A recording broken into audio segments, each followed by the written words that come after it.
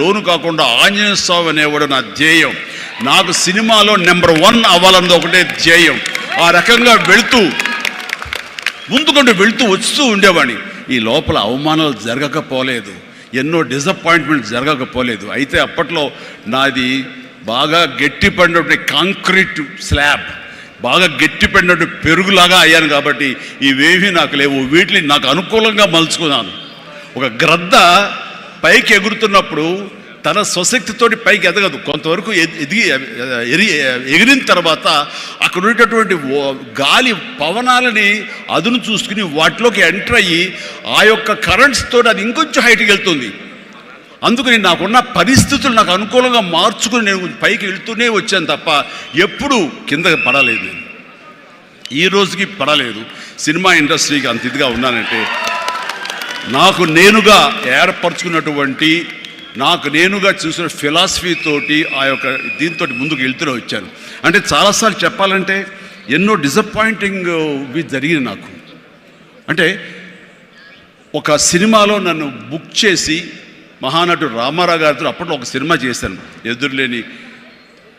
తిరుగులేని మనిషి అని. దేవి ప్రసాద్ గారు ప్రొడ్యూసర్. అందులో నేను, ఫటాఫట్ జయలక్ష్మి, ఆయన, రతి అగ్నిహోత్రి చేశారు రామారావు గారితో.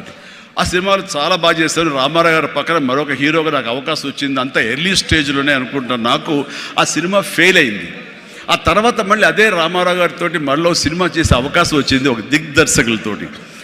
అయితే నాకు డేట్లు ఇచ్చారు, నా మెజర్మెంట్స్ తీసుకున్నారు, నేను వెయిట్ చేస్తాను. కానీ నా పేరు లేకుండా మరొకరి పేరుతోటి ఆ అనౌన్స్మెంట్ అయ్యేసరికి ఎక్కడ డిసప్పాయింట్మెంట్ వచ్చింది.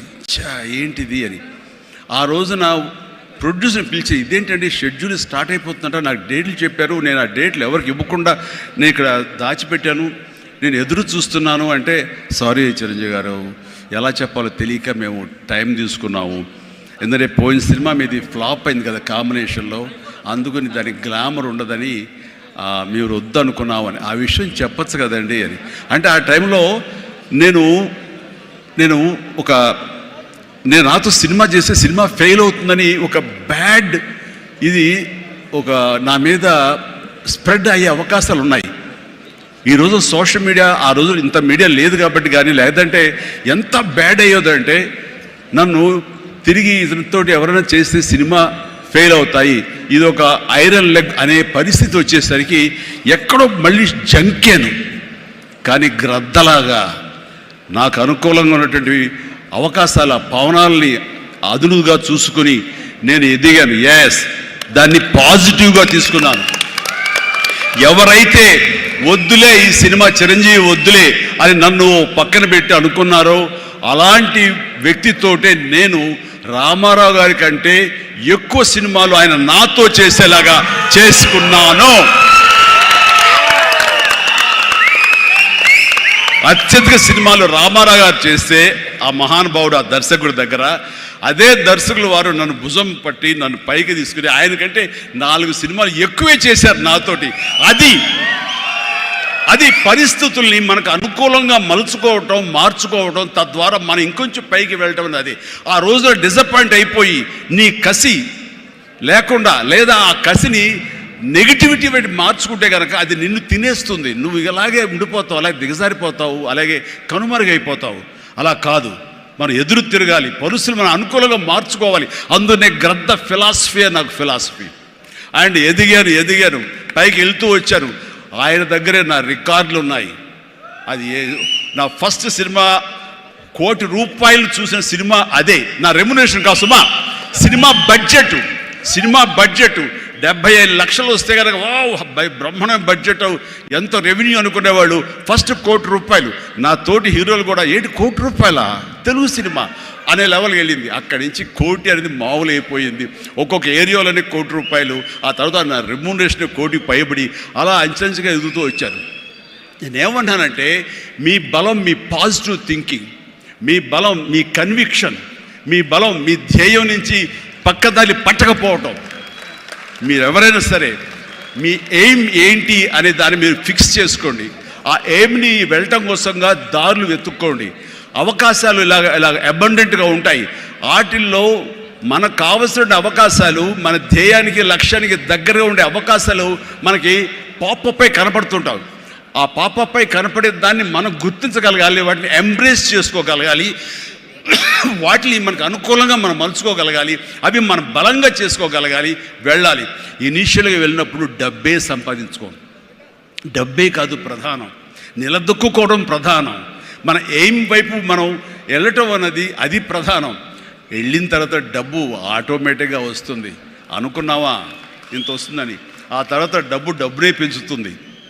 సో నేను అలాగే వెళ్తూ వచ్చాను. నిలదొక్కుకోవాలి, ఇక్కడ నెంబర్ 1 అనిపించుకోవాలి, నా స్థానం సుస్థిరం, ఇది లేకపోతే నేను బయట నయా పైసాకి పని చేయను, ప్రైమ్ టైం నా లైఫ్లో అయిపోయింది, కాబట్టి ఇక్కడ ఏమైనా సరే అని ఆ రకంగా వెళ్ళాడు. ఎక్కడ ఈగోకు వెళ్ళకుండా, ఎక్కడ హర్ట్ అవ్వకుండా, వాళ్ళు నన్ను సినిమాలను తీసేసరే, నన్ను కాదన్నారే అనే కోపం కంటే కూడాను వాళ్ళని ప్రసన్నం చేసుకోవాలి.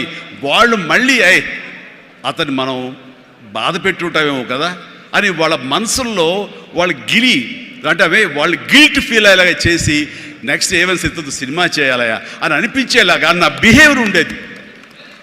ఆ బిహేవియర్ తోటి వాళ్ళ ఆఫీస్కి కూర్చునేవాడిని. అంటే అక్కడ నాకు ఒక పౌరుషం లేదని కాదు, పరిస్థితి నాకు అనుకూలంగా మలుచుకోవడంలో నేను అది ఆ రకంగా కొంచెం తగ్గి వెళ్తాను. నేను తగ్గడం మూలంగా ఆ తర్వాత వచ్చే కరెంటు వేవ్స్ దాని మీద ఎక్కితే అదే తీసుకెళ్తాను పైకి. అది నమ్మిన వాడిని నేను.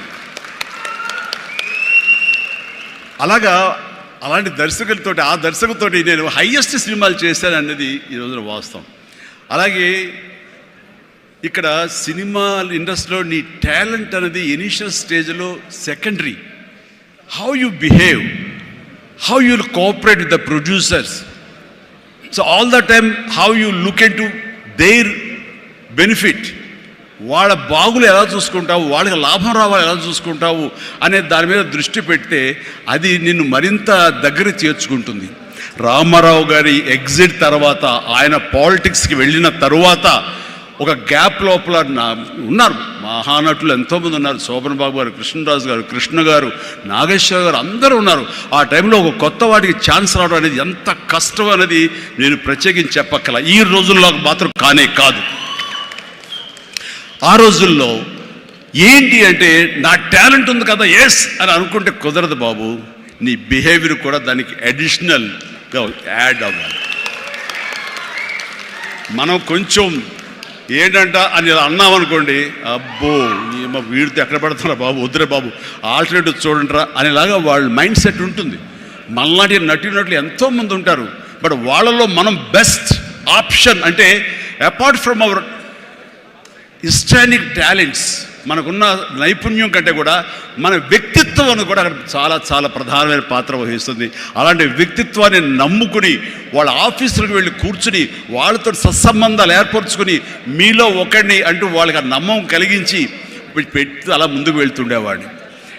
ఎలాగ ఎవాల్వ్ అయ్యాను అంటే, నన్ను ఇండస్ట్రీ నాకు చేయూతనిచ్చి ఇండస్ట్రీ నన్ను పైకి ఎదిగేలా చేసింది అనే దానికంటే, నన్ను ప్రేక్షకులు ఫస్ట్ వాళ్ళను గుర్తించారు. ఇండస్ట్రీ గుర్తించలేదు, ప్రేక్షకులు గుర్తించారు, ప్రేక్షకులు చేయూతనిచ్చారు. అందుకనే ప్రేక్షకుల పట్ల నాకు ఎప్పుడూ కృతజ్ఞత ఉంటుంది. ఇది మీకు అర్థమయ్యేలాగా తేర్తలంగా చెప్పాలి అంటే, రామారావు గారి ఎగ్జిట్ తర్వాత ఎవరు అంటలో 2-3 పోటాపోటీగా నిలబడి ఉన్నప్పుడు లక్ష్మీ ఫిలిం డిస్ట్రిబ్యూటర్స్ అని విజయవాడలో ఉండేవాళ్ళు. అప్పట్లో ఇప్పట్లాగా బయింగ్ అలాంటివి లేవు. ఏరియాల వైజ్ కొనటం సినిమాలు లేవు, బయర్ సిస్టమ్ లేదు, ఓన్లీ డిస్ట్రిబ్యూషన్. అంటే డిస్ట్రిబ్యూటర్ అనేవాళ్ళు బెజవాడ నుంచి వచ్చి ఎవరెవరు ఏ సినిమాలు తీస్తారు, కథలు నచ్చితే కనుక ఆ కథకి ఇంత బడ్జెట్ ఇచ్చేవాళ్ళు. ఆ బడ్జెట్ తోటి సినిమాలు తీసేవాళ్ళు. అందులో లాభాలు ఎంతో మిగుల్చుకొని మిగతా వాళ్ళు డిస్ట్రిబ్యూటర్స్ వాళ్ళు డిస్ట్రిబ్యూట్ చేసుకుని ఆ వచ్చే డబ్బు వాళ్ళు పంచుకునేవాళ్ళు. ఇది సిస్టమ్. ఆ సమయంలో ఒక కథ చెప్పి మేము సో హీరోని మేము అనుకుంటున్నామని ఆ ప్రొడ్యూసర్స్ చెబితే, లింగమూర్తి గారని లక్ష్మీ ఫిలిమ్స్ సంబంధించినటువంటి వాళ్ళ CEO ఆయన వచ్చారు. ఓకే, ఎంత ఎక్స్పెక్ట్ చేస్తున్నారు ఆ హీరో మీద? అప్పుడు 25 crores, lakhs, సారీ crores కాదు, ల్యాక్సే. 25 lakhs 30 lakhs కానీ మాది బడ్జెట్ ఎక్కువ అండి, 50 lakhs పైన అవుతుంది అని. అంటే ఆ హీరో మీద 50 lakhs అంటే మాకు చాలా రిస్క్. చిరంజీవి అని వస్తున్నాడు కదా, అతని మీద అయితే ఇస్తాం అని. ఎందుకు ఇస్తారు, అతను ఏంటి కొత్తగా వస్తున్నాడు కదా అంటే, రావడం ఏంటి, ఖైదీ లాంటి సినిమా చేశాడు. ఆ ఖైదీలో అతని డ్యాన్సులకి ఫైట్లకి ఎక్స్ట్రాగా జనం విపరీతమైనటువంటి రెస్పాన్స్ ఉంది. మేము జనంలో ఉంటాం, బెజవాడలో ఉంటాం, మిగతా ఊళ్ళ నుంచి ఫీడ్బ్యాక్ తీసుకుంటాం. మాకు తెలుసు అతని పొటెన్షియాలిటీ అంటే. చెన్నైలో ఉండేవాళ్ళు, మెడ్రాస్లో ఉండేవాళ్ళు కొంచెం సంశయిస్తూ వచ్చారు. కాదండి, ఇతనైతేనే 50 ఇస్తాం, వాళ్ళైతే మాత్రం 30 కంటే ఎక్కువ ఇవ్వలేము అని వాళ్ళు తేల్చి చెప్పిన తర్వాత ఆయన ఒక మాట